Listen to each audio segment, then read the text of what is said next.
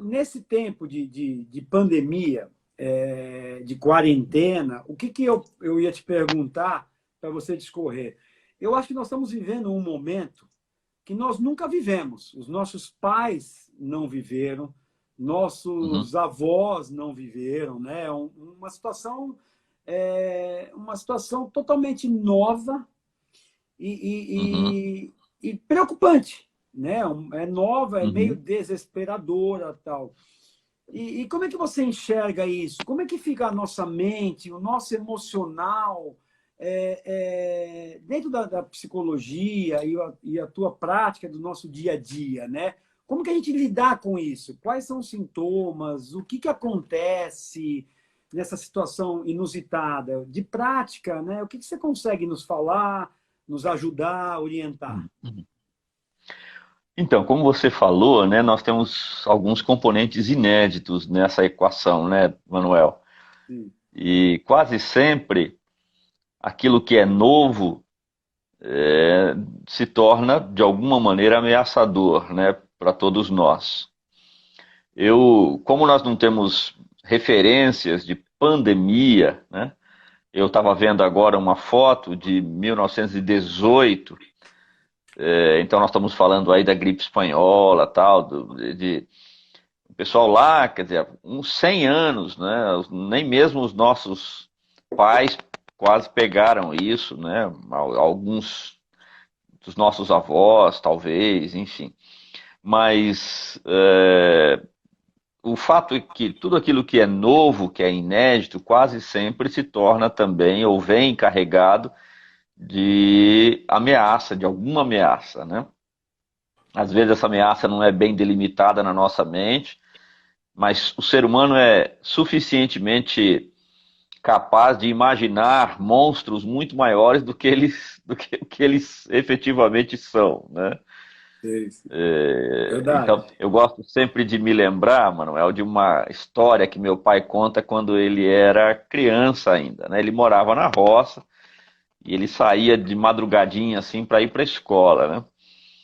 E ele conta que ele um dia estava ainda um pouco escuro e havia uma imagem tenebrosa no caminho. Ele tinha que subir uma cerca lá, uma porteira, na verdade, lá de divisa de dois sítios, duas fazendas, e ele viu um troço esquisitíssimo. E ele falou: aquilo ali é um monstro terrível, aquele negócio vai me pegar.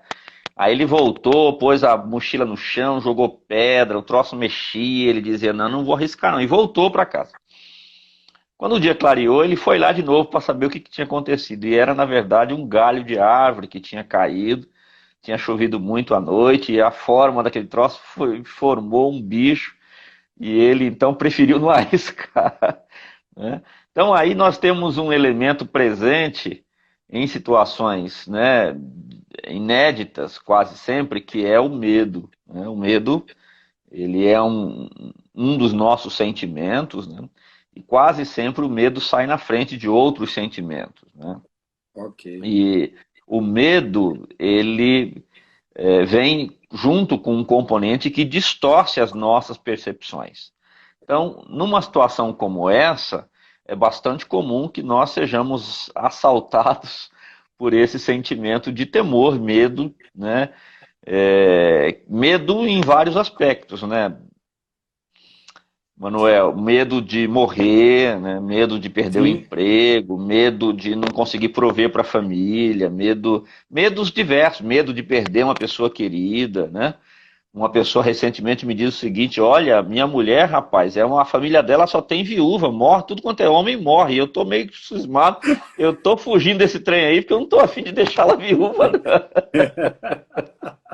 Então esses pavores todos passam pela cabeça, né, de muitos de nós, claro, num grau maior ou menor, mas eu acho que esse sentimento é o sentimento de que parte na frente. Aliás, a gente tem usado duas palavras quase que como sinônimas, né? Uma é a pandemia e a outra é o isolamento. Na verdade, o isolamento é um produto da pandemia, né? Uhum. Mas o que é a pandemia, né? demos, né? A palavra demos vem aí, demia vem de demos, que é povo, né? No grego. Então, democracia. E várias outras, né? Epidemia, povo. E pan é um sufixo de aumento, ou seja, aquilo que se torna muito grandioso. Então, a pandemia é algo que atinge o povo, que atinge em grandes proporções. Então, na verdade, a gente até colocou esse título de pandemia emocional, né, mano? Porque o que tem acontecido é mesmo uma pandemia de temores, porque é como se mais ou menos a gente dissesse, olha, a morte está no ar, o perigo está no ar, a ameaça está no ar. Então, esse é um aspecto. Agora, nós temos associado a isso a questão do isolamento, como Ok. subproduto aí da pandemia. E esse isolamento, então, nos abre duas outras janelas, né, emocionais que, a meu juízo, eu acho que também se mostram bem atentas, bem presentes, que é, em primeiro lugar, a ira, né? Tá. E, em segundo lugar, a solidão. Se você prender uma pessoa, a pessoa que está presa, ela cometeu um delito, ela está presa, ela está impedida de se.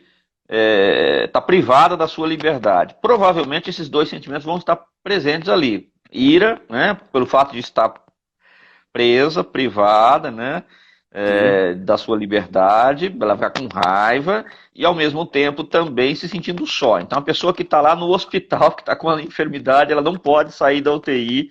Esses dois sentimentos, junto com o medo, provavelmente estarão presentes ali, né? Então Então, são expressões sentimentais que todos nós temos, independente de passarmos por situações como essa, mas que nesse contexto eu acredito que elas se tornam mais evidentes, né?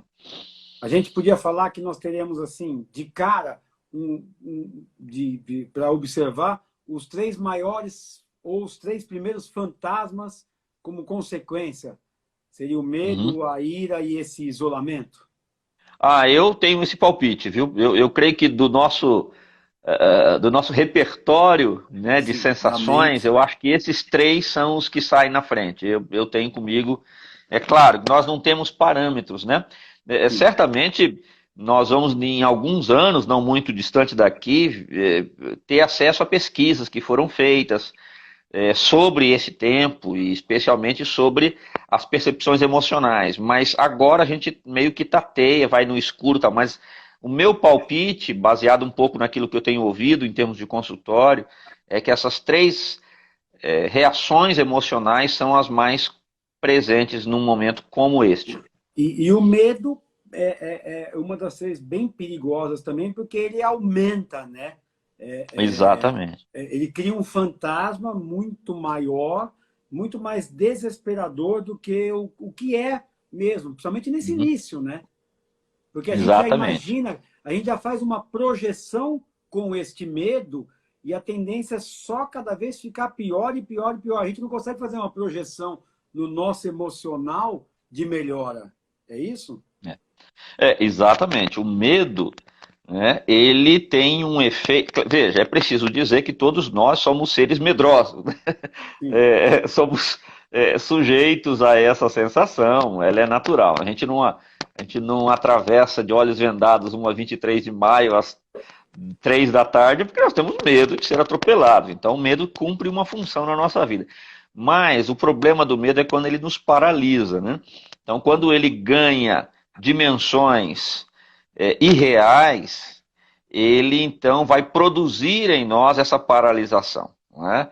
Que é extremamente prejudicial. Então, o medo nos embota, o medo tira a nossa naturalidade, o medo tira a nossa espontaneidade. Então, o medo trava, por exemplo, a criatividade, que é tão necessária em situações de crise, né? Quantos negócios ao longo da história não surgiram em momentos de crise, né? Mas se nós estamos paralisados pelo medo, a gente quer mais um cantinho para ficar no escuro ali, né, esperando a tempestade passar. E isso, claro, também solapa muitas boas oportunidades que podem surgir numa circunstância como essa. E aí, desses três fantasmas também, tocando já indo para o último, né? A raiva, aquela revolta normal, mas eu vejo um grande problema queria saber a sua opinião, sobre o isolamento.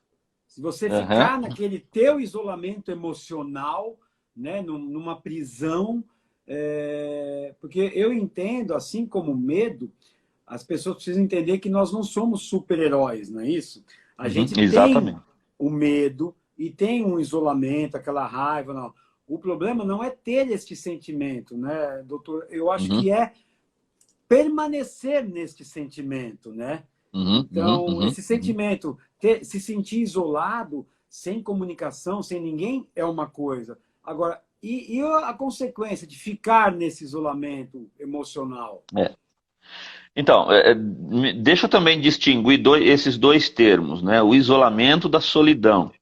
Tá. O isolamento, ele pode ser é, transitório, ele pode ser até voluntário. Às vezes a gente então diz, olha, eu preciso estudar, então ninguém me, me aborreça agora, não bata na minha porta, porque agora eu tenho que estudar para a prova, tal. Então você faz um auto-isolamento ali, ou a pessoa que está lá no hospital chega, faz o exame, o médico diz, não, você vai para a UTI agora, então vai ficar em isolamento ou num quarto de isolamento. Ok, então o isolamento ele pode ser voluntário e pode ser também imposto, né, externamente. Agora, a solidão, Manuel, ela é uma. Quer dizer, você pode ter solidão dentro do isolamento ou fora dela. A pessoa pode estar num campo de futebol ali e se sentir sozinho. Então, a solidão é uma sensação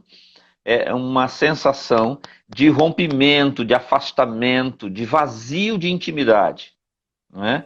Causado por um estímulo, por uma barreira que se mostra mais forte do que nós. Então, sei lá, a morte, a pessoa ficou viúva, perdeu uma pessoa querida. Então, a morte veio aqui e levou a pessoa que eu amo. Então, ela se sente só desconectada, essa é a sensação. Pois bem, essa sensação de desconexão, né, de ter sido, então, de haver tido ali um rompimento, é também uma sensação cortante, né, por dentro. Porque há, como eu falei, inclusive, um vazio de intimidade, de aproximação. Agora, numa situação como essa, é bastante comum que a gente veja. Eu tenho ouvido relatos. Então, esses dias alguém me disse: olha, a minha mãe tem 80 e tantos anos, ela mora só, mas todos os dias, ou eu, ou a minha irmã, vamos lá para dar assistência, só que agora a gente não tem ido. E eu levo meu filho para ela ver da janela. E ela está desesperada, porque nem a parte tecnológica, não sei o que, ela domina tão bem. Ela quer o contato É verdade. pessoal. Por outro lado, para favorecê-la ou minimizar os riscos dela, a gente evita ficar indo até lá. Então, veja, nós temos muitos casos de pessoas com solidão, com essa sensação. E isso abre portas também para outras demandas emocionais, né, Manuel? Você acha que, por A exemplo, a solidão pode ser uma porta para uma depressão? Para uma depressão, nós temos diversos casos aí, né? Então, você tem as chamadas desordens ou os transtornos de humor, né? Então, você tem os quadros depressivos. Veja, esta semana tivemos o caso aí de um ator que morava sozinho, Isso. 85 anos, que tirou a própria vida, né? A gente não tem elementos, tá? Ele deixou uma carta dizendo que a vida era uma porcaria, que os relacionamentos também que ele tinha eram, né, enfim, muito ruins, etc e tal, né? Você vê que ali a pessoa está irada, provavelmente aborrecida e, sim, e possivelmente sentindo-se só. E ele colocou, para mim chega. Foi assim que ele começou a carta dele. Então, é possível sim que abra portas para desordens, né, mais profundas. Isso é triste, mas é uma realidade para a qual a gente tem que ficar atento. Já tem a primeira pergunta. Aliás, quem está aqui nos escutando, por favor, façam as suas perguntas. Nós vamos ler todas. Se não der tempo, eu prometo que eu passo para o Dr. Kleber e ele vai responder Isso, depois. A gente entra em isso, exatamente. contato, no WhatsApp, aqui mesmo no Instagram. A Rosângela, ela pergunta assim: como psicólogo, como o doutor vê os relacionamentos entre as pessoas no novo normal? É isso? No novo normal? É uma expressão que tem sido muito usada, né? O novo normal, né? Aham. É um parâmetro diferente, novo para a gente, né? Assim, eu acredito assim, algumas dessas realidades elas são sem volta, né? Nós temos algumas facilidades que vão ser incorporadas, né? Por exemplo, eu uma vez por semana ia para Campinas por uma reunião que agora temos feito. Eu estou aqui em Atibaia, né? Temos feito aqui pelo Zoom. Poxa, facilitou bastante, né? E os conteúdos, claro, o cafezinho depois da reunião, a gente sente falta, né? Mas dá para Uhum. tomar talvez menos vezes o cafezinho e otimizar melhor o tempo. Então, esse é um fato, acho que há um ganho, né? Há um ganho. Mas eu tenho alguns palpites. Ok. Eu acho que nós vamos estar muito mais carentes agora e vamos aproveitar assim que disser, está liberado. Eu acho que alguns de nós vai querer, é, é, digamos, recobrar Re- alguns abraços que é, não foram dados, né? E recuperar o tirar o tempo atraso, perdido. tirar o atraso, ver. Então eu acredito que isso vai, de alguma maneira, nos colocar numa condição de dizer, poxa vida, tá vendo? Olha que bacana essa oportunidade que eu nem estava dando tanta atenção assim. Então poder, essa questão do calor humano, porque nós somos seres relacionais. Faz parte da nossa constituição, do nosso jeito de ser humano. Nós precisamos uns dos outros. Né? O abraço faz falta, né? O contato faz falta, o conversar, jogar a conversa fora é legal pelo aplicativo, opa, sem dúvida, né? Mas o estar junto faz falta e eu acredito que essa experiência de privação vai potencializar, né, algumas outras experiências. E a minha expectativa é que nós tenhamos avanços, né? Que tenhamos ganhos e não perdas nesse sentido. É, o pastor Flávio escreveu aqui, ó, abraço bem dado cura. Com certeza, com certeza. A Cláudia está dizendo aqui, ó, novo normal é o que estamos passando agora ou como será o retorno pós-isolamento? Eu acho que a pergunta da Cláudia é muito inteligente, mas a vida é dinâmica. Então nós temos um novo normal em relação ao que tínhamos e teremos novos normais para aquilo que virá, né? Então é assim, a vida é assim, ela não é estática, né? As coisas vão se ajustando e nós não estamos livres de outras calamidades, digamos assim, né? Você vê, um negócio que surgiu lá do outro lado do mundo, na China, né, que afetou o planeta todo. Né? Outras calamidades dessas podem acontecer. Né?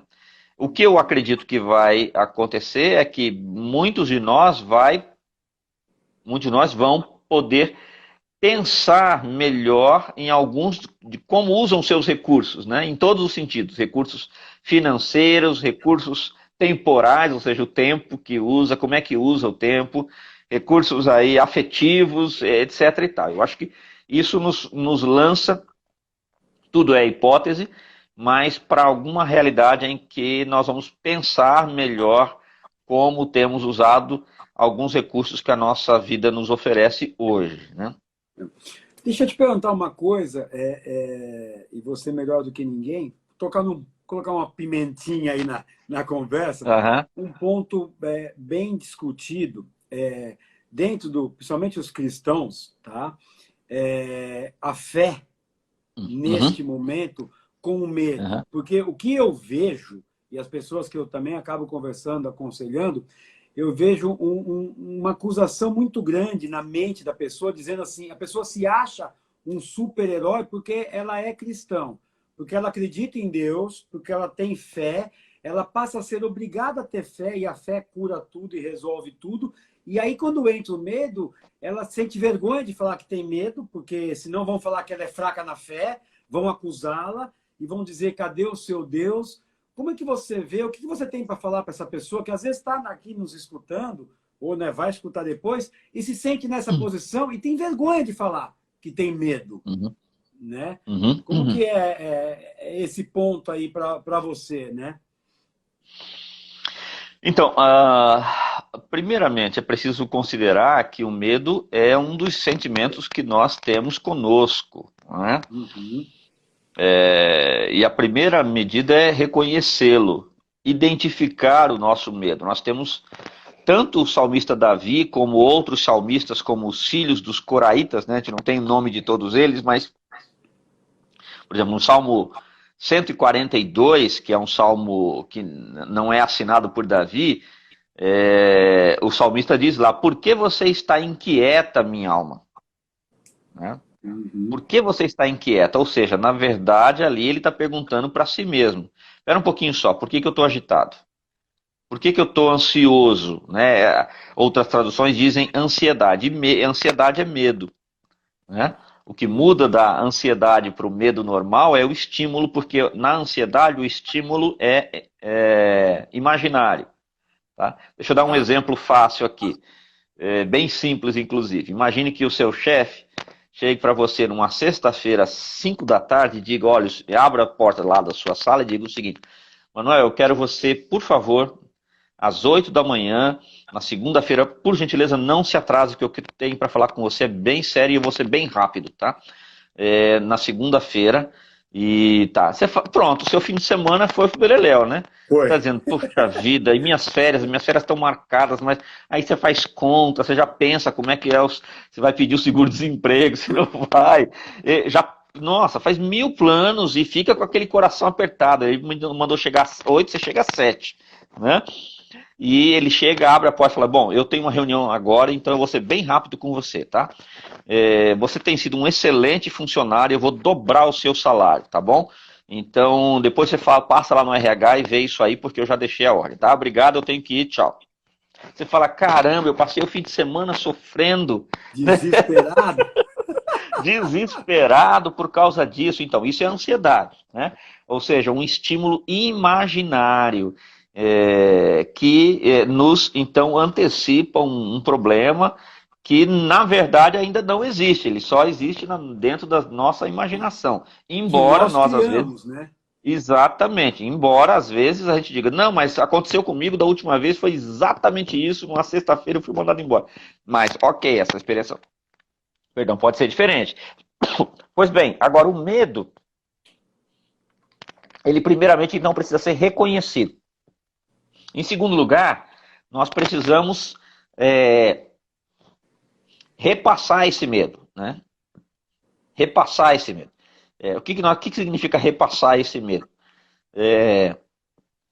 Há 2 versículos bíblicos que falam sobre medo ou barra ansiedade, né? Um deles está ali em Filipenses 4, diz: não andem ansiosos, né, por coisa alguma. Filipenses capítulo 5, também verso 8, diz: devemos lançar sobre Deus todo o nosso medo, toda a nossa ansiedade. Ou seja, pegue o seu medo e diga: esse medo eu não vou ficar com ele não. Isso aqui é muito para minha cabeça. E aí você devolve para quem pode. Quem é que pode? Senhor, Deus. Reconhecendo o seu temor, reconhecendo o seu próprio medo, diz: Deus, eu tenho medo disso aqui, mas eu quero entregar esse medo ao Senhor. Eu quero colocar nas tuas mãos, porque eu não tenho a menor condição de pilotar isso aqui. Esse é um problema que eu não tenho condição. Então você repassa, né? Repassa, você devolve de alguma maneira para o Senhor, mesmo que não tenha sido ele que criou, mas ele criou você e ele vai saber cuidar disso. E você Essa tira é isso uma de recomendação. você, você não aceita esse Exatamente. presente para você, né? Não, eu não, isso aqui é muito para mim, eu não dou conta. Eu não dou conta. Então você vai a Deus, né, e entrega isso de um coração sincero, fervoroso, tal. Agora, aquela pessoa que diz: eu tenho confiança, eu tenho vergonha de dizer para as pessoas que eu tenho medo, né? Ela precisa, claro, fazer uma autoconfrontação aí. Mas por que eu estou com vergonha? Estou com vergonha de quê? Estou com vergonha de quem? Essa é uma condição humana que eu preciso me dar conta dela e tomar atitudes que sejam adequadas. Porque se eu nego o medo, né, Manuel, esse medo vai aparecer em algum outro lugar, né? Ele vai ser somatizado, ele vai me trazer transtornos, então é melhor que eu o reconheça e tenha atitudes concretas e diretas sobre E, ele, e, né? E que nós precisamos entender, ó, já tem mais uma pergunta aqui para nós falarmos, mas precisamos entender que nós não somos super-heróis, né? Uhum, O medo faz parte, faz, ó, eu tô com medo. E aí, o que que eu faço para não ter mais medo? Entrego para Deus. E eu acho que também é legal você conversar com amigos, né, que você confia, uhum, bater papo, falar, olha, isso. tá doendo aqui, eu tô com medo, me ajuda, eu tô Uhum, desesperado, porque a gente sempre vai achar, né, um abraço, um carinho, hoje virtual, mas um telefonema. O negócio é você não viver com este medo, com a vergonha uhum, de assumi-lo e combatê-lo. Se você não combate, as consequências são muito piores, né? uhum. Não tenha dúvida. Então, é, eu tenho um pastor ele é um autor assim muito renomado, chama Rick Warren.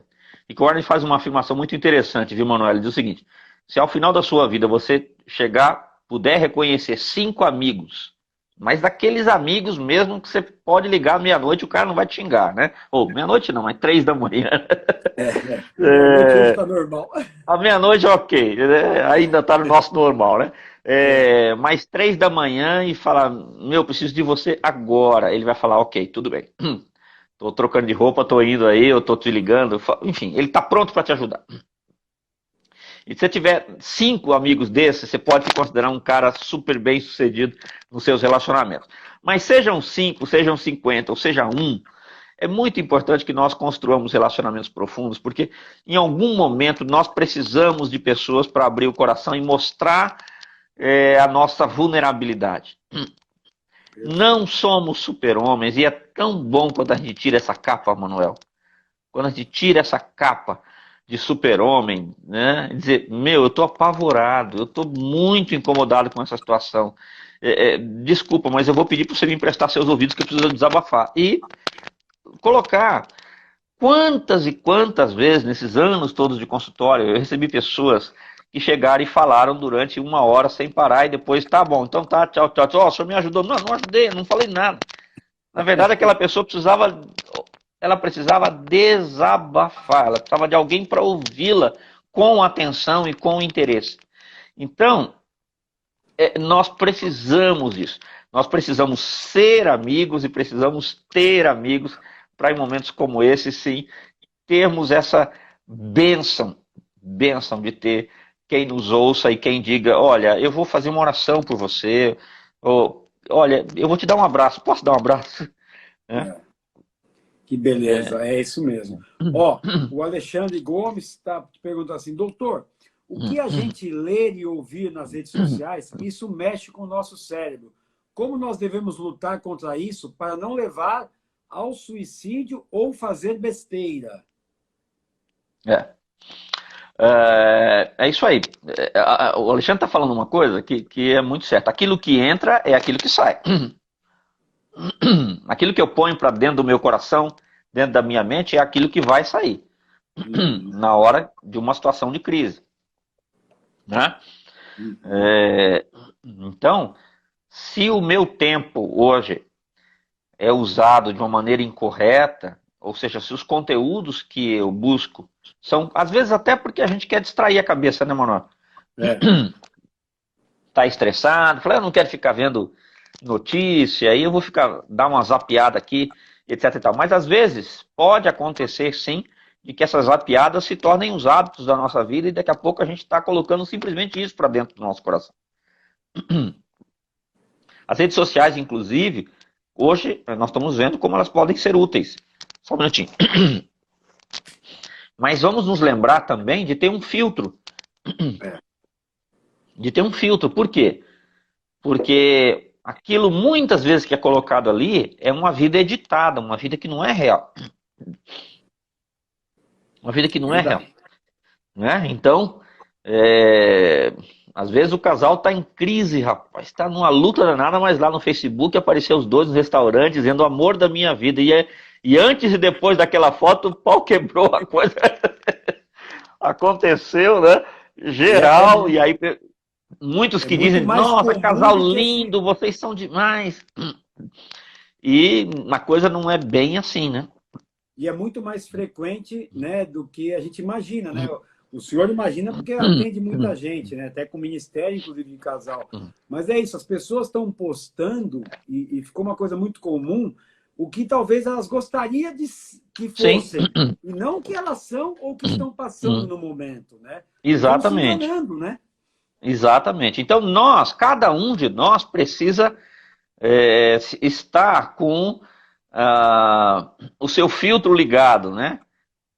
Com o seu alerta ligado, dizendo, olha, isso aqui, a vida do outro, né? Às vezes ela está num ótimo momento, 3 promoções, né? Em 2 anos, em 1 ano, e eu já estou aqui, meu negócio não anda, etc e tal. Lembrando que cada um tem a sua própria história, cada um tem a sua realidade pessoal, a vida não é retilínea, tem hora que você sobe, tem hora que você desce, vira para a esquerda, vira para a direita, é assim.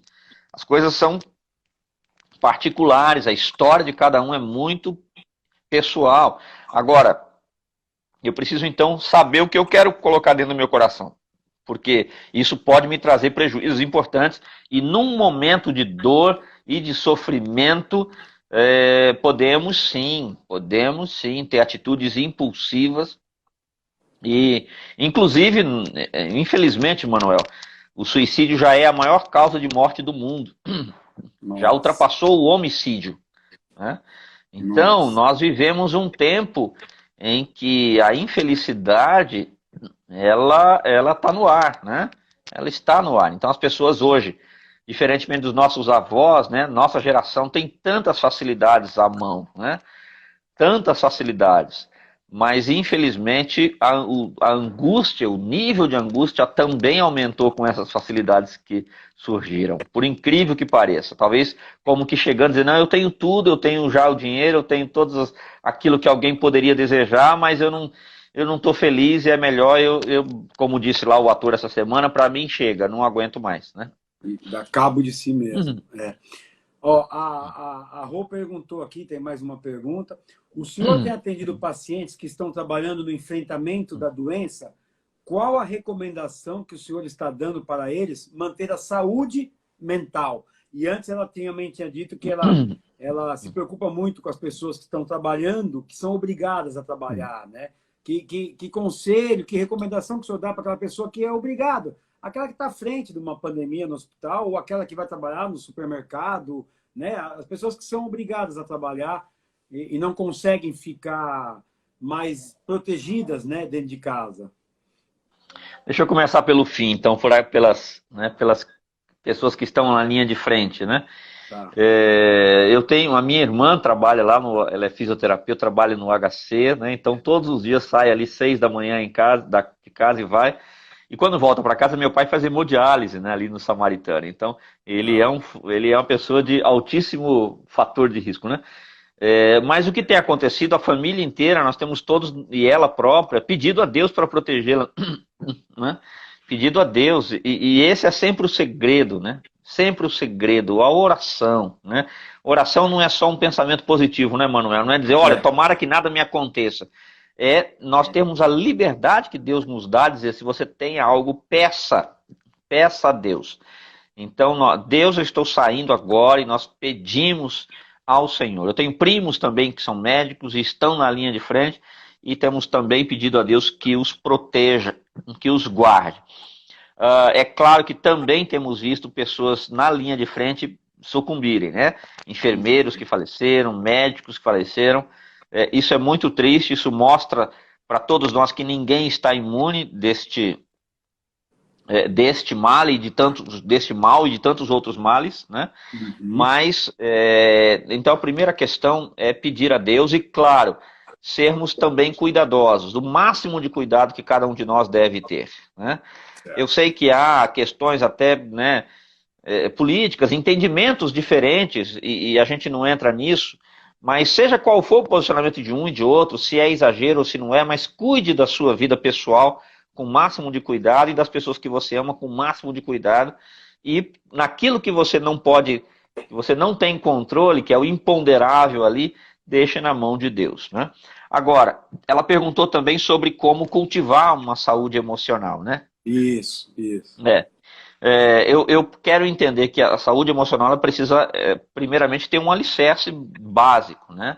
E que alicerce é esse? é o nosso próprio relacionamento espiritual, né? Na minha compreensão, concepção, a gente precisa estar em conexão com o projetista para saber como é que a gente usa a nossa máquina, né? Ok. Tem uma historinha que o John Ford, né, que foi o criador do carro Ford, né, um dia ele parou atrás de um camarada lá que estava tentando arrumar o carro e o cara, né, não conseguia, e ele foi lá, mexeu um parafuso, funciona aí, não, pegou. E o cara falou, nossa, mas eu estou aqui há horas tentando, como é que o senhor conseguiu tão fácil? Ele falou, não, fui eu que projetei, eu sou o John Ford, né? Então, né, nós precisamos dessa intimidade com Deus para que nos ensine a ter essa vida emocionalmente ajustável, né? Os nossos sentimentos. Então, esse é o ponto de partida. Agora, junto com isso, naturalmente, aprendermos a olhar para a nossa própria vida, né, e buscarmos fazer escolhas corretas. Quase sempre as nossas lutas emocionais, elas resultam de escolhas que fizemos, né, Uhum. inadequadas, ou que outras pessoas fizeram e que nos afetaram. Então, nós precisamos estar atentos o tempo todo. Não pode, a vigilância tem que ser completa o tempo inteiro, né? Eu tenho comigo, e tenho dito isso para os meus pacientes, é a pergunta da nossa colega aqui no Insta, é, procuro sempre trazer a seguinte figura para ajudar a pessoa a entender um pouco do seu ajustamento emocional, né? Você pensar numa ponte, ela precisa ter pelo menos duas colunas para sustentá-la, né? Ou qualquer outra estrutura que seja maior. Da mesma forma, o nosso ajustamento emocional, ele se ajusta também, ele se fundamenta em duas colunas que são indispensáveis. A primeira delas é a nossa identidade, né, Manuel? Quem sou eu? Quem sou eu? Perfeito. Né? E aqui eu estou falando da imagem que eu tenho de mim mesmo, do meu senso de valor pessoal, estou falando do meu sentimento de pertencer, dos meus relacionamentos, estou falando também do meu comando, quem está sob o comando da minha vida, quem é a autoridade sobre mim. E com base nisso, ou seja, com base naquilo que eu sou, o que, que eu vou fazer com a minha vida? E a segunda questão é meu senso de propósito pessoal. Para em que direção eu estou indo? O que eu quero fazer com a minha vida? Essas duas colunas nos ajudam a ter uma compreensão melhor sobre a nossa vida e nos ajudam a ter um ajustamento emocional mais sólido. Não é claro que eu estou falando aqui em 3, 4 frases, mas de uma maneira Lógico. geral é assim que as coisas devem, pelo menos eu vejo que devem ser colocadas.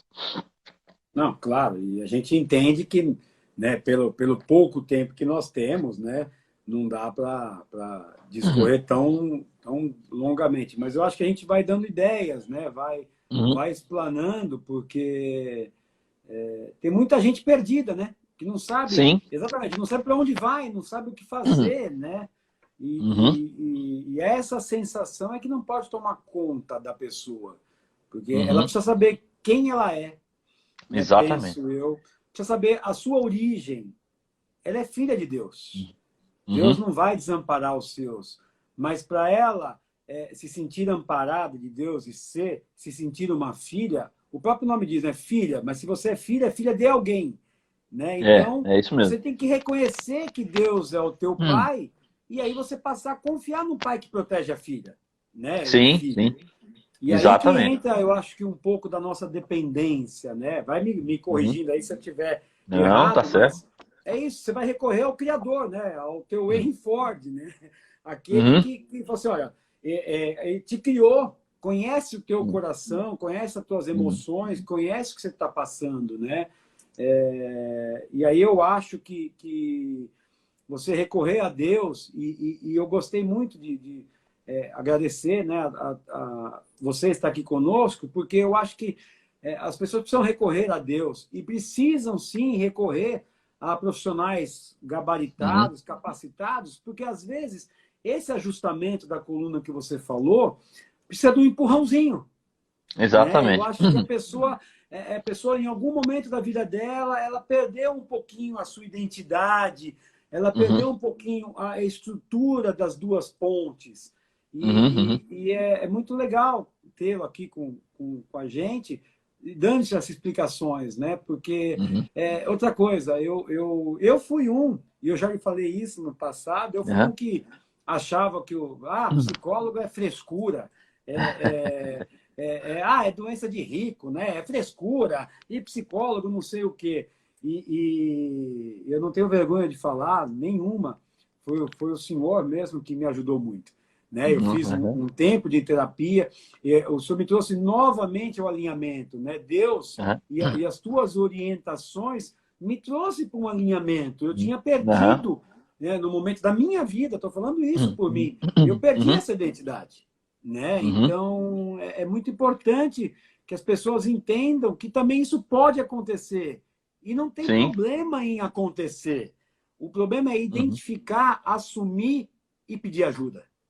Exatamente. Exatamente. Precisa ter muita coragem para a gente reconhecer que é fraco, né, É. Manuel? E a Mas força vem exatamente aí. eu acho que a gente precisa baixar a guarda, né? Eu dei um exemplo, que eu costumo dizer assim: você se acha que você é super-herói? Calma, não se joga daqui, não. Eu moro no 10º andar. Não, não vou me jogar, não, porque eu não tenho capa, eu vou morrer.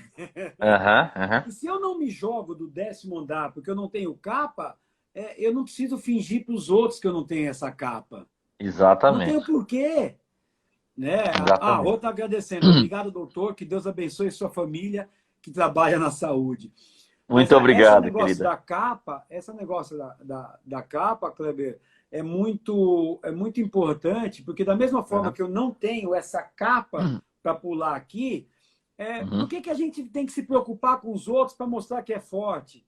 Eu acho que é tão É. bonito a gente falar, olha, sou fraco, tenho medo, dói, né? Aham. E eu preciso de ajuda. Qual o problema? Sim. Porque, o senhor, quantos anos o senhor não estudou? Quantos cursos? Foi para fora, estudou fora, aqui. O senhor está preparado, o senhor se preparou para dar esse amor, o carinho e nos trazer para o alinhamento. Qual o problema de pedir ajuda? Né? Você também Aham, não aham. acha, o Kleber, que tem uma resistência em a pessoa pedir ajuda? O que você Não tenho, aconselharia assim para a pessoa?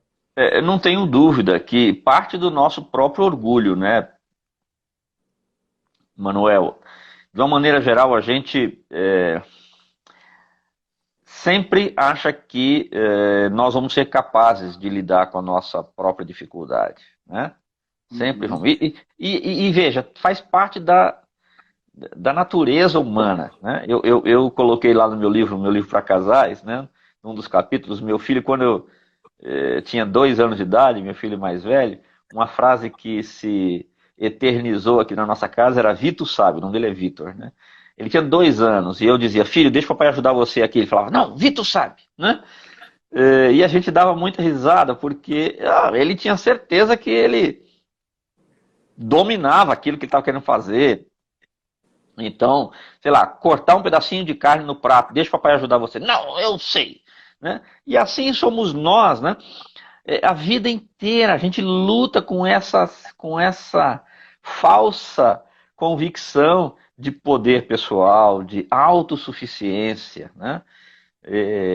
E é tão melhor quando nós reconhecemos que nós precisamos de ajuda e nós sabemos pedir e sabemos aceitar a ajuda, né? Aceitar. Então, Isso é importante. às vezes tem alguém na nossa vida que chega e diz: será que não seria melhor você fazer? Não, pode deixar, entendeu? Então, saber aceitar isso, ter a humildade e falar: olha, eu nunca tinha pensado nisso, mas eu vou refletir a esse respeito. Como eu nunca pensei, olha, eu nunca achei isso que você está me falando, mas eu vou fazer o seguinte: eu vou pensar, e se você concordar, a gente volta a falar sobre isso. Eu vou pensar. Então, ter essa humildade de parar, de pensar, ter essa humildade de falar isso para Deus. Deus, a minha vida inteira eu achei que eu sabia resolver isso. A minha vida inteira eu achei que a minha vida emocional, minha vida afetiva, eu resolvia que nem o Senhor mesmo saberia me lidar comigo. Ou a minha vida financeira, a minha vida, etc, etc. Cada um de nós tem o seu histórico, né? Uhum. Mas olha, eu vou pedir a tua ajuda. Eu vou pedir que o Senhor me ajude agora, né? Eu ouvi na faculdade um relato muito interessante de um professor americano, inclusive. Ele disse que ele tinha alguns amigos, e um amigo dele estava sempre reclamando que precisava arrumar a garagem. E não sei se você sabe, rapaz, mas lá nos Estados Unidos, garagem é só para guardar tralha, né? Ninguém põe um Menos o carro dentro da carro que garagem. guarda. É, ninguém. É só tralha, é só pedaceira de coisa. E a mulher desse cidadão estava dizendo que ele tinha que arrumar a garagem. E ele dizia, poxa, minha mulher está no meu pé, preciso arrumar a garagem. E arrumar a garagem, e não resolvia. E sempre falando a mesma coisa. Um dia, um sábado de manhã, 8 horas da manhã, ele toca a campainha, a mulher está esperando alguém. Ele falou, eu não. Foi lá, quando ele olhou, os 3 amigos deles eram em 4, os 3 lá na porta dizendo, nós viemos aqui arrumar a garagem. Ele falou, não, deixa pra lá, eu vou dar. Não, se você não for, nós vamos arrumar a sua garagem. Não, vocês não vão fazer isso comigo, senão minha mulher vai me chamar de preguiçoso. Não, então, hoje é o dia que nós vamos arrumar a garagem. E eu sei que ele, gostando ou não gostando, os amigos se juntaram ali e arrumaram a garagem dele naquele sábado, né? Então, nós precisamos não só saber pedir, mas saber aceitar ajuda, né? Inclusive nas nossas demandas emocionais, nas questões emocionais, que às vezes a gente está dando cabeçada em cima de cabeçada e por não saber parar e ouvir, né? Também deixar um grande abraço aí, o Pinheiro, o Zé, o doutor Alberto, o pessoal aí do Porquitos, do Palmeiras, que entraram Legal. aqui para nos prestigiar. E sabe o que eu pensei agora, enquanto nós estamos conversando, Kleber? É igual, assim, se olhar no espelho e ver quem nós somos. Só que tem muita gente que olha no espelho e prefere quebrar o espelho para não enxergar quem é. Sem dúvida. Você não olha Sem mais dúvida. porque é duro, né? Você reconhecer quem você é. Mas é preciso. Porque quando você reconhece quem você é, eu acho que, sei lá, de repente, metade dos seus problemas foram embora. Porque você conhece as suas limitações. E aí, você conhecer a sua limitação, você fala, opa, neste campo, eu preciso de ajuda. Quando eu precisei de ajuda emocional, quando eu fui procurar você, eu procurei, eu falei, não posso. E eu sempre fui um cara, não fui prepotente na minha vida, nem arrogante. É bom eu dar esse testemunho aqui, esse depoimento, para as pessoas entenderem. Mas eu sempre fui muito autossuficiente.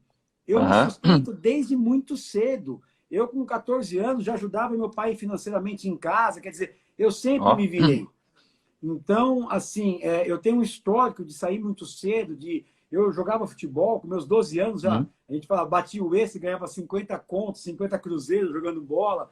Então, assim, vendia lá meu limão escondido da minha mãe na feira, entregava pizza à noite sem ela saber. E não era por precisão, não. Era porque eu queria ter o meu dinheiro. Né? Então, assim, eu sempre fui autodependente desde pequeno. E um momento da minha vida, eu falei, eu preciso me ajustar, eu não consigo mais. E foi a melhor decisão da minha vida. Porque foi quando eu procurei você. E foi também quando eu procurei Deus e falei, Deus, e aos choros, aos prantos, Deus, eu não estou aguentando. Eu não aguento mais. Foi tão bom, Kleber, eu queria dividir isso com as pessoas, que é exatamente o que a gente está falando. Foi tão bom, sabe por quê? Porque aí eu descobri que teve um profissional que pôde cuidar de mim. E teve um Deus que eu chamava de pai, sem utilizar ele como pai, e que cuidou de mim. E aí, se as pessoas soubessem, é tão gostoso você ser cuidado, né? Porque a gente também tem aquela mania de querer cuidar de todo mundo, cuidar de filha, de sobrinho, e cuidar, o chefe da casa. Todo mundo precisa de um carinho, de um abraço e de ser cuidado, né? É verdade. É verdade. E a gente precisa deixar, né? Então, isso tem uma música muito interessante que diz assim, saber amar é deixar os outros nos amarem. E há um componente verdadeiro nisso, né? Uma verdade aí disso, né? Os salva-vidas, Manuel, costumam dizer o seguinte, às vezes eles precisam dar uns supapos no pessoal que está se afogando, né? Porque a pessoa, na hora que ela está se afogando, ela está se debatendo muito, né? E ela ainda acha que consegue resolver. E se bobear, ela leva o salva-vida junto, né? Porque ela tem força ali, uma força naquele momento do desespero, né? no desespero, ela tem uma força, digamos assim, extraordinária, que é potencializada. Mas então, às vezes, ele tem que dar uns catiripapos nela lá, que é para a pessoa poder, então, jogar, né, a toalha, entregar os pontos, às vezes até desmaiar, para que ele É, tire essa pessoa da água e aí faça os procedimentos que vão garantir o restabelecimento dela. É uma metáfora muito interessante para a gente em momentos de verdade. Mas é sofrimento isso, e de crise. acalma, para um pouquinho, É, deixa eu te tirar da é, água, né? exatamente, exatamente. De se debater e deixa eu salvar a tua vida. Exatamente, exatamente isso. É exatamente isso. Eu não sei se vai dar tempo. Kleber, nós temos 4 minutos, mas eu acho que dá para fazer. O último comentário aqui da rua é o oposto da negação, né? Muitos pensam que se negarem os problemas, como o Covid, que eles vão desaparecer e só pioram, né? É isso que ele está Exatamente. falando. A gente nega, nega, você só aumenta, né? E vai dar sequelas, consequências em outras áreas da vida, né? Uhum, uhum. Exatamente. A Bíblia usa muitas vezes uma expressão seguinte, o auto-engano. Ele fala, não se engane, né? Às vezes nós podemos nos enganar. Incrível isso, né? Como é que eu vou contar uma mentira para mim mesmo e eu acreditar nessa mentira? Ok, mas acontece. É, Pode acontecer. É exatamente isso, psicologicamente falando, da questão da negação, né? Eu não estou vendo algo que é evidente. Eu nego, faço de conta que aquilo não existe. Só que aquilo pode sim me trazer prejuízos, né? E sequelas que serão muito ruins para a minha vida, para o meu desenvolvimento, para, enfim, meus relacionamentos. Então, o caminho da negação, ele nunca é o melhor, né? E sim do enfrentamento adequado, né? Tem uma dificuldade, tem um problema, a pandemia, né, o Covid é um problema, tal. Quais são as medidas adequadas para que eu enfrente isso de maneira certa, saudável, do ponto de vista emocional, né, profissional e vai, claro, aí por todas as áreas da vida, né? até, só um complemento para você falar rapidinho, 2 minutos, Kleber. É assim, inclusive essa negação, você acaba tendo alguns traumas e você leva para o teu casamento, por exemplo, você leva lá na Opa! frente e aí você não vê que tem uma parte da sua vida que está desajustada, mas foi porque a negação foi lá atrás, né? O fio Sem desencapou lá dúvida, atrás, só encostou sem agora, dúvida. né? Exatamente, exatamente. Então quando a gente tem um problema, graças a Deus eu nunca quebrei o braço, meu filho quebrou tal, mas a primeira coisa que o ortopedista diz é, vamos colocar uma tala aqui, um negócio, porque senão o osso volta fora do lugar, né? Ele se arruma e já deve ter visto que a gente com o braço torto, com a Uhum. perna torta tal. É, Psicologicamente isso também pode acontecer, né? Você tem um sem dúvida. problema, você não resolve, nega, e aí você tem uma deformidade que se calcifica. E isso ele pode levar para o casamento, para a vida adulta, para outras áreas da vida, e isso vai ser problema. Maravilha. Kleber, 57 segundos.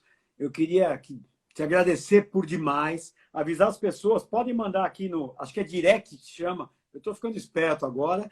Pode mandar aqui no meu privado, direct, eu não sei como é que chama isso aqui, mas mensagens que a gente vai te responder, vai te dar esse suporte. Kleber, um beijão no teu coração. Que Obrigado para Deus você te também, abençoe Manuel. Amém. grandemente, ricamente. Amém. Obrigado por ajudar o próximo, por amar tanto o ser humano, viu? Muito Amém. Prazer obrigado. para mim, Manuel. Um grande prazer, viu?